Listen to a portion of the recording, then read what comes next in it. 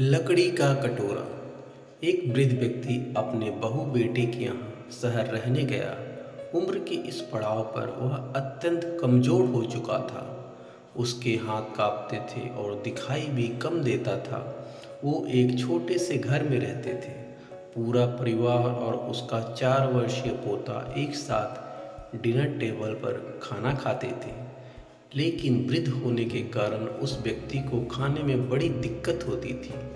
कभी मटर के दाने उसके चम्मच से निकलकर फर्श पर बिखर जाते तो कभी हाथ से दूध छलक कर मेज पोस्ट पर गिर जाता। बहू बेटे 1-2 दिन ये सब सहन करते रहे, पर अब उन्हें अपने पिता की इस काम से चिढ़ होने लगी।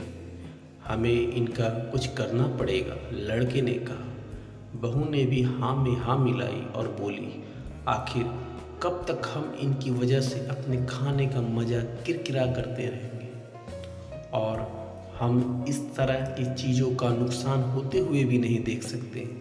अगले दिन जब खाने का वक्त हुआ तो बेटी ने एक पुरानी मेज को कमरे के कोने में लगा दिया। अब बूढ़े पिता को वहीं अकेले में बैठकर अपना भोजन करना था। यहाँ तक कि उनके खाने के बर्तन की जगह एक लकड़ी का कटोरा दे दिया गया था, ताकि अब और बर्तन ना टूट फूट सके। बाकी लोग पहले की तरह ही आराम से बैठकर खाते थे, और जब कभी कभार उस बुजुर्ग की तरफ देखते तो उनकी आंखों में आंसू दिखाई देते थे। यह देखकर भी बहू बेटियों का मन नहीं पिघलता। वो उनकी छोटी से छोटी गलती पर ढेरों बातें सुना देते।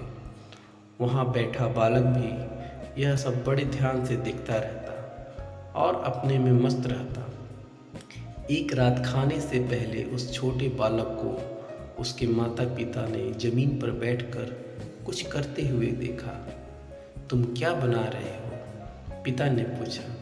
बच्चे ने मासूमियत के साथ उत्तर दिया, अरे मैं तो आप लोगों के लिए एक लकड़ी का कटोरा बना रहा हूँ, ताकि जब मैं बड़ा हो जाऊं तो आप लोग इसमें खा सके।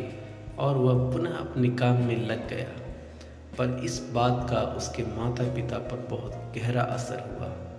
उनके मुंह से एक भी शब्द नहीं निकला और आंखों से आंसू बहने लगे। वो दोनों बिना कुछ बोले ही समझ चुके थे कि अब उन्हें क्या करना है। उस रात वो अपने बूढ़े पिता को वापस डिनर टेबल पर ले आए और फिर कभी उनके साथ अभद्र व्यवहार नहीं किया। दोस्तों, आपको यह शिक्षाप्रद कहानी कैसी लगी? ऐसे ही मोटिवेशनल स्टोरी सुनने के लिए आप हमारे चैनल पुचको हिंदी स्टोरी को लाइक एंड सब्सक्राइब जरूर कर लीजिए। आपका सपोर्ट हमारे लिए अमूल्य है। कृपया आप हमें सपोर्ट जरूर करें। धन्यवाद।